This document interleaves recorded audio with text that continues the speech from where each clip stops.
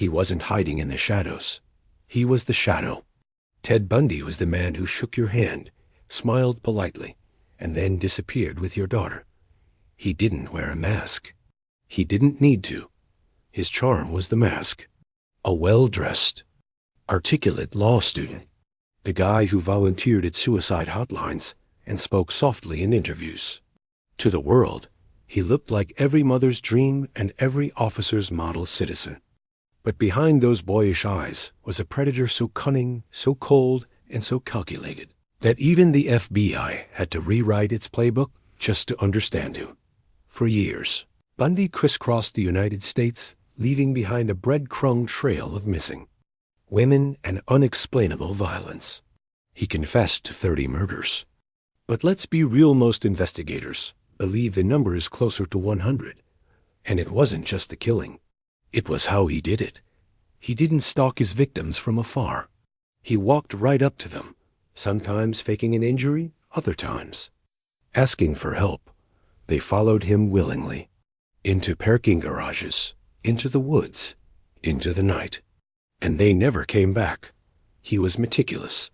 There were no fingerprints, no DNA, no forced entry, just a van, a crowbar, and a smile. His victims vanished without a trace. And when bodies did turn up weeks, sometimes months later, they were left like trophies. But even after all that, even after the missing persons reports and the fear sweeping across campuses, no one believed that Ted could be the guy. He was. Too normal, too nice, too clean. But nice doesn't leave bite marks. Clean doesn't bash in skulls. Normal doesn't return to the scene to revisit what's left of the dead Dot by the time they realized who he was. He had already escaped jail, twice, once by jumping out of a courthouse window, the second time by sawing a hole in his cell ceiling, starving himself to fit through, and slipping out dressed as a guard. What kind of man does that? Not just a killer, a performer, a narcissist, a puppet master. And even after being caught again, Bundy didn't stop playing games. He became a one-man circus on death row. He invited reporters, flirted with journalists, defended himself in court. At one point, during his own murder trial, he proposed to his girlfriend in the middle of the courtroom on live television, in front of the families of his victims, and smiled, always smiling. But what truly haunted everyone, investigators, journalists, the world, was what Bundy said before his execution. When the clock was ticking and the chair was waiting, Bundy started to talk, not out of guilt, not to confess, but to manipulate one last time. That he gave interviews, spoke in riddles, referred to himself in the third person. He said he was normal man who just got sick. He blamed violent movies. He blamed pornography. He blamed the world. He told a conservative Christian broadcaster that smut was the fuel that lit the fire, that if people had just stopped him from watching things. As a teen, this all might not have happened. He didn't apologize. He rationalized. He twisted the narrative to make himself sound like a victim of culture. But everyone knew Bundy didn't watch violence. He created it, repeatedly, methodically, without mercy. To FBI agent Bill Hagmeyer 1. Of the few people Bundy actually opened up to, he admitted chilling details.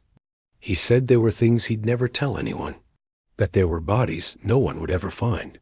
He said evil was real, and it lived inside him, not like a disease, like a choice. But even then, he never gave full closure. Never all the names. Never all the locations. Just enough to keep people guessing. Enough to remind them that he still had control. That even strapped to a ticking clock, he was the one playing God. Then, on January 24th, 1989, it was over. Or at least, it was supposed to be. Bundy was escorted into Florida's death chamber. He wore a plain shirt. No last-minute breakdown. Number. Outburst. Just the same calculated calm. When asked for final words, he didn't address his victims. He didn't apologize. Instead, he looked straight ahead and said, Jim and Fred, give my love to my family and friends. And with that, the switch was flipped. 7:16 a.m. That the electricity surged through his body. Smoke curled from the helmet. The air filled with the scent of burnt fabric and flesh. Outside, hundreds of people celebrated. They held signs, danced, sold T-shirts. Some even brought fireworks. And who could blame them?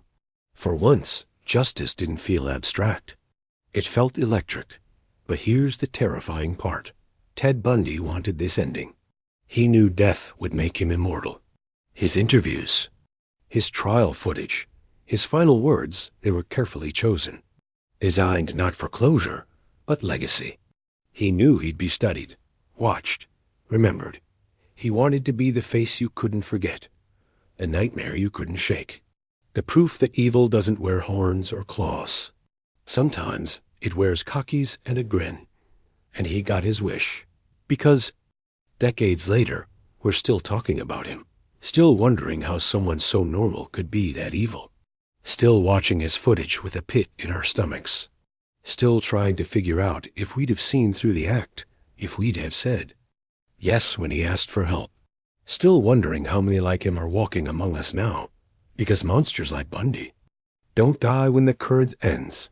They live in the what-ifs. In the terrifying thought that evil could sit right next to you and smile. If this story chilled you to your core, hit that subscribe button. We're diving deeper. Into the darkest minds, the coldest cases, and the evil that looks ordinary. Because some monsters never sleep. And neither do we. Stick around. The next nightmare might be even closer than you think.